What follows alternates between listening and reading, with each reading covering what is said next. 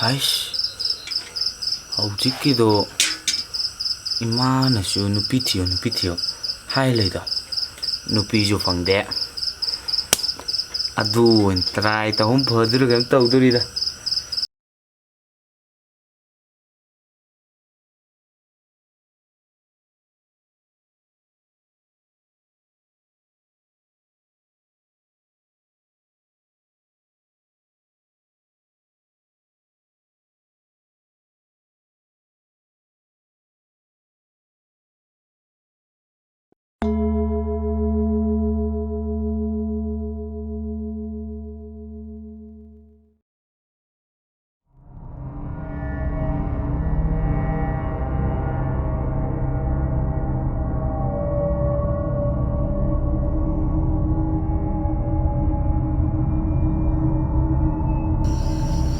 Hello tita ai khoi sia soi Manipur sida dum loksala doira miki chokot pa China gumba Dubai gumba dadi tamna ba yadabra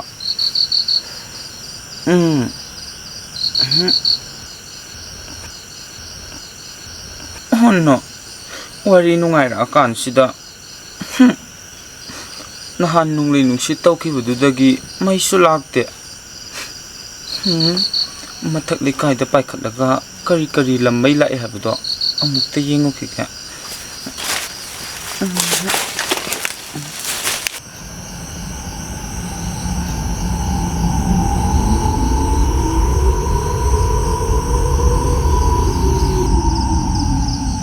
hai ma kanglei paksidi pura aigi kuchuga manarame haime musin hek muradana angan ba mata bhai udemi aima aidi kamdaunia oh khangni makhada paitharaga lambida pon metuna lakpasingdo kihallaga pon huraluge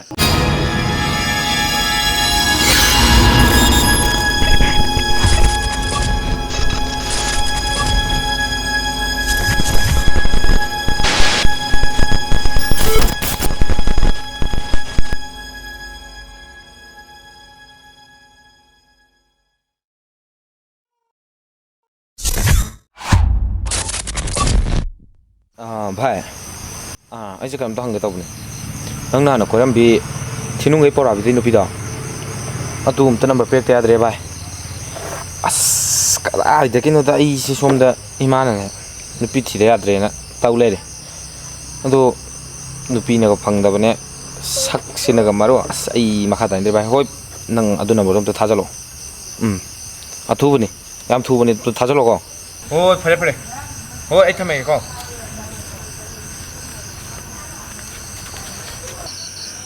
ngai kho bebe kana nung to roisina lai nai gi swama di pira amale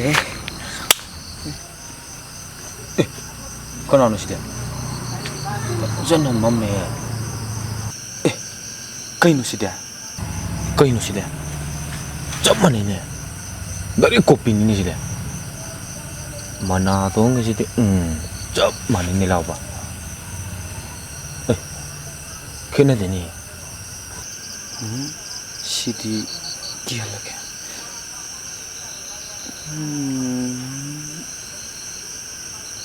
hera sidi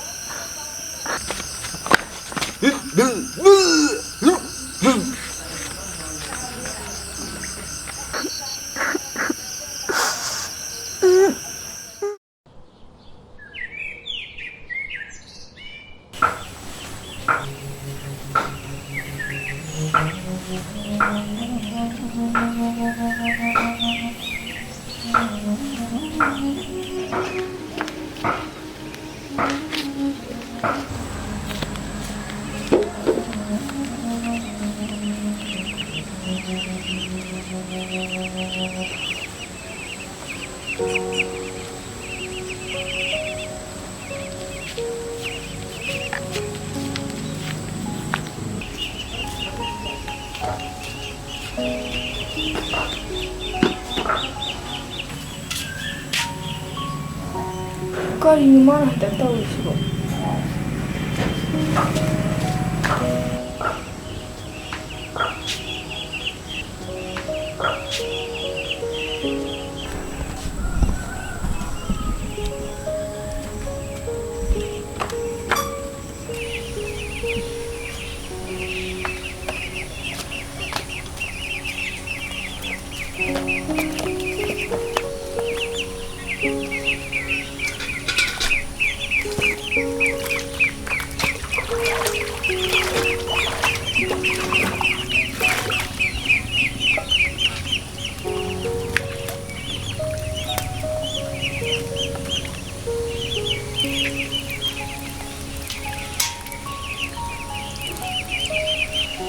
Kayuni mana hatak tore myan jiba nati mana mai ba sai na haibra haitabra pangchat chatpa sida lighting ga chongthala jara ne aibu tai ma same he aga kal hobuno phadu jala kai na pharani nga wa chattu sharu laibok chang yeng ba ta li dana hoida yeng ba ta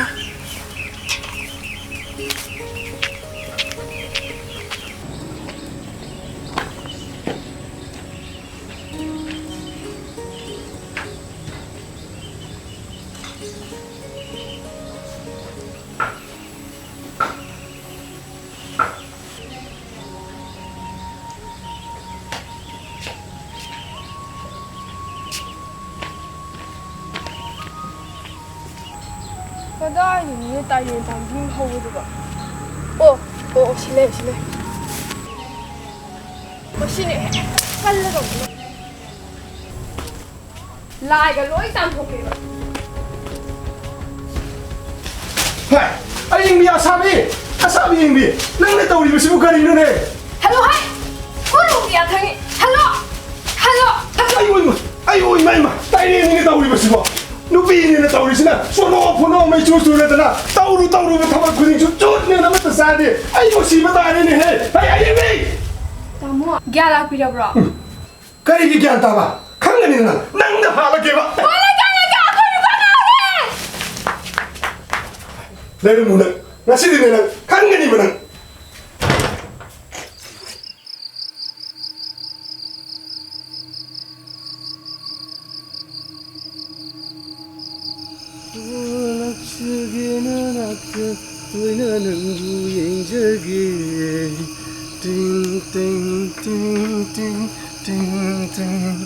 Timbal sina karisu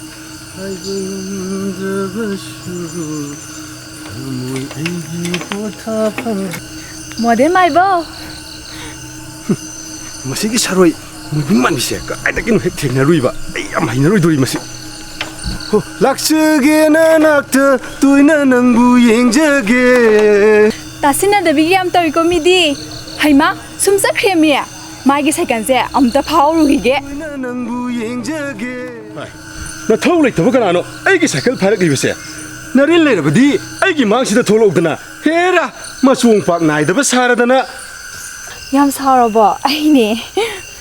hai sakta thi nangdi na thau wi rei le tangai swai sida kari mu tawram liba Nang uning da na ngaram bani. Uda ku de na. na thau yam le tina nangdi Thau di shi de bu lai na.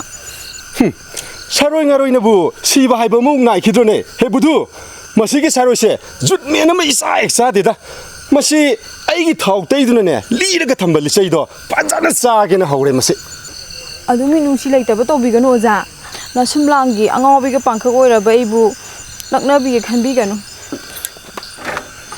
hai saroi ngaroi phoi de ha ba lai ta bani ko noi gi lepam thuk pa lai yo nupa yam na pam ra hai ba bu ne ado ngai khune nang bo noi gi saroi ngaroi gi pakhang ga amata lai jadra ba hai bani da Ho phangjadre aduna bu nang pami koina ra si hai du ni. Leiram agu bu swai si jaga jaga tau duna leiram ki do budu.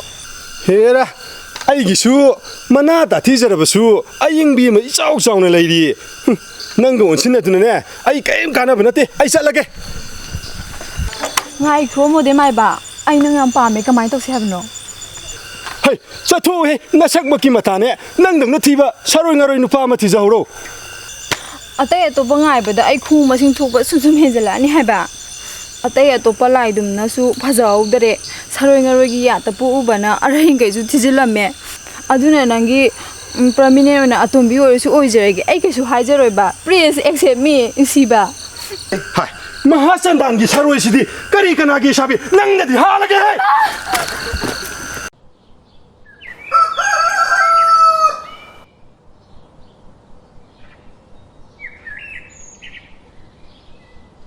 nangna di halage nangna di halage nangna di halage please stop maina ko nga mata janingdre oksare ai pele ai nu pagam da pamdre hope the bidai sayo da maisa gulai de accident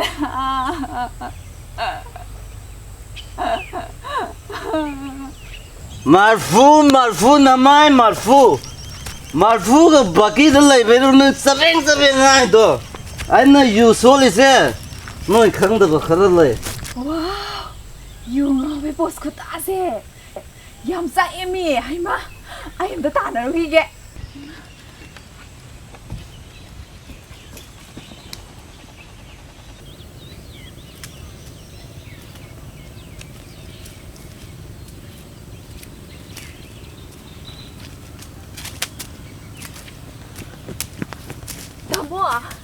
yam sa emi ai dia